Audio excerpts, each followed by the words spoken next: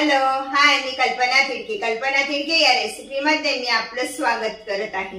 आज आपण बनवणार आहोत नाचणीची उसळ। मी पॅन तापत ठेवत आहे, तोपर्यंत आपण वाटण करून घेऊया। हे बघा, ह्या कोथिंबीरीच्या काड्या घेतलेल्या आहे, मी पूर्ण काड्या घेतलेल्या आहे।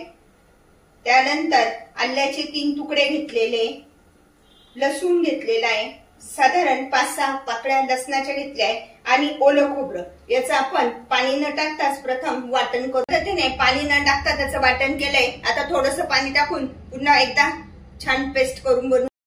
अशा प्रकारे पुन्हा आपण एकदा पाणी टाकून त्याची पेस्ट तयार करून घेऊया।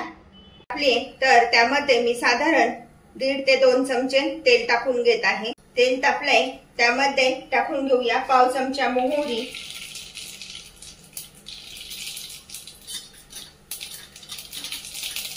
पाव चमचा जिरे, हिरव्या मिरचीचे तुकडे, कढीपत्त्याची पानं, त्यानंतर बारीक चिरलेला कांदा, एक मीडियम साईजचा कांदा घेतलाय आणि तो बारीक चिरून घेतलाय। आता आपण हे सगळं साहित्य असं परतून घेऊया। परतलं गेलाय, तर त्यामध्ये मी प्रमाणानुसार मीठ टाकून घेत आहे। साधारण 1 चमचा मीठ टाकून घेत आहे।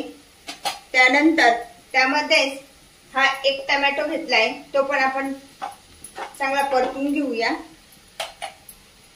हा कांदा आणि टोमॅटो छान असं परतून घ्यायचा आहे।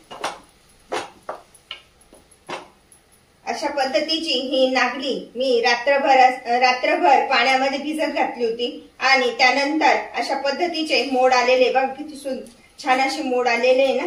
हे मोड आणण्यामागचं पण कारण आहे की यामध्ये भरपूर प्रमाणात पोषक द्रव्य असतात आणि नागली ज्यावेळेस आपण नागलीला मोड आणतो त्यावेळेस त्यामधले हे पोषक द्रव्य आपल्याला मिळतात। टोमॅटो परततोय तोपर्यंत त्यामध्ये हिंग टाकून घेत आहे, अर्धा चमचा धने पावडर, पाव चमचा हळद, 1 चमचा लाल तिखट, 1 चमचा गोडा मसाला टाकत आहे। प्रकारे हे सगळे मसाले टाकल्यावर आपण गॅस थोडासा कमी करूया आणि हे मसाले आणि कांदा चांगला फ्राय होऊ देऊया।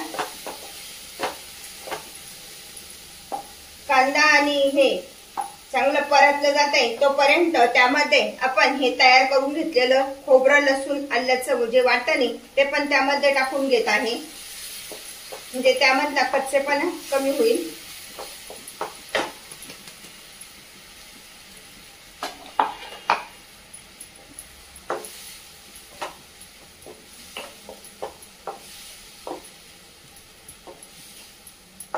प्रकारे आता आपलं हे छान परतलं गेलंय, तर त्यामध्ये मी ही मोड आलेली नागली टाकून घेत आहे।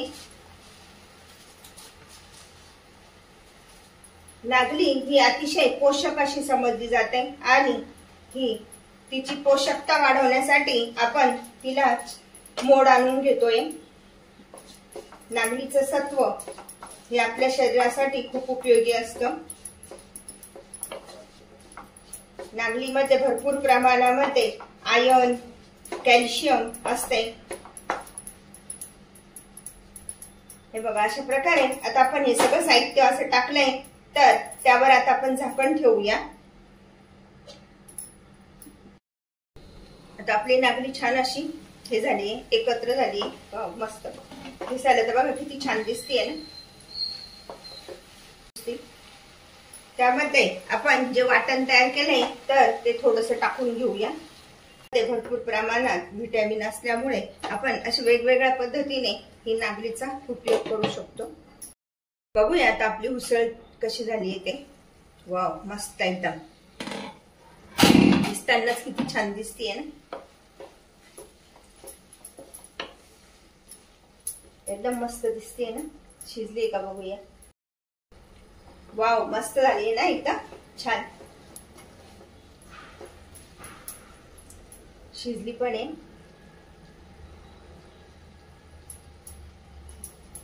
अशा प्रकारे ही मोड आणून बनवलेली नागलीची उसळ खाण्यासाठी तयार। आता आपण त्यावर थोडीशी कोथिंबीर टाकूया।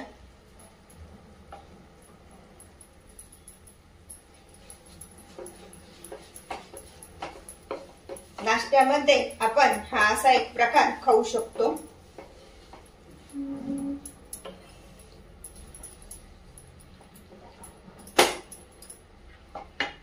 आता आपण गॅस बंद करूया।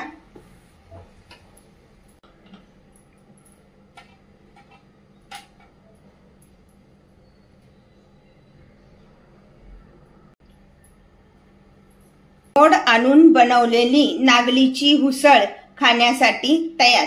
अशा प्रकारची उसळ तुम्ही पण बनवा आणि मला मात्र कळवा कशी झाली ते। लाईक अँड सबस्क्राईब करायला विसरू नका। पुन्हा आपण भेटूया नवीन रेसिपीसह। थँक्यू।